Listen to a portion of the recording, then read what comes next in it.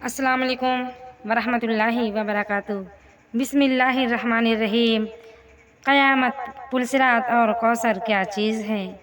مرنے کے بعد سب کو زندہ کیا جائے گا اور اللہ تعالیٰ کی کچہری میں سب کا حساب کتاب ہوگا۔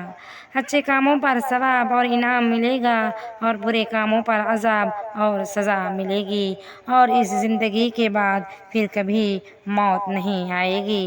اس کو قیامت اور عالم آخرت کہتے ہیں۔ جب دنیا کے ختم ہونے کا وقت آئے گا تو حضرت اسرافیل علیہ السلام سور بجائیں گے۔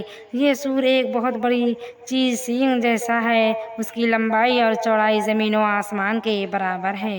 اس کی آواز شروع میں ہلکی اور نرم ہوگی، آخر بڑھتے بڑھتے ایسی اونچی اور خوفناک ہو جائے گی کہ زمین و آسمان پھٹ کر ٹکڑے ٹکڑے ہو جائیں گے اور تمام مخلوق مر جائے گی، اور جو مر چکے ہوں گے ان کی روحیں بے ہوش ہو جائیں گی، مگر جس کو اللہ تعالیٰ اس مصیبت سے بچانا چاہے گا وہ بچے رہیں گے، اور ایک مدت اسی طرح گزر جائے گی۔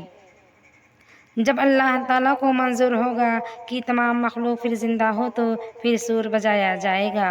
اس کی آواز سے تمام مخلوق پھر زندہ ہو جائے گی اور آسمان اور زمین اسی طرح قائم ہو جائیں گے، اور تمام لوگوں کو قیامت کے میدان میں لایا جائے گا۔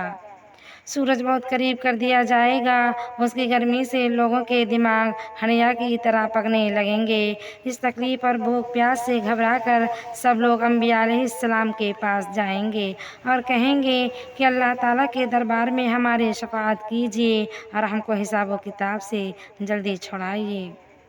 سب نبی کچھ نہ کچھ عذر کریں گے، اور سب کے بعد ہمارے نبی حضرت محمد مصطفیٰ صلی اللہ علیہ وسلم اللہ تعالیٰ سے سفارش کریں گے، اور میزان یعنی ترازو کھڑی کی جائے گی، اس میں عمل تولے جائیں گے، اور شفیع محشر حضور اکرم صلی اللہ علیہ وسلم اپنی نہر حوض کوثر کا پانی پلائیں گے، جو دودھ سے زیادہ سفید اور شہد سے زیادہ میٹھا ہوگا۔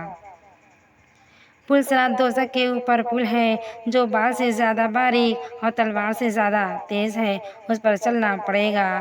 جن لوگوں نے اللہ و رسول کی تابعداری کی ہوگی وہ بجلی کی طرح اس سے پار ہو کر جنت میں داخل ہو جائیں گے، اور جو لوگ اللہ و رسول کے نافرمان ہوں گے وہ کٹ کر دوزخ میں گر پڑیں گے۔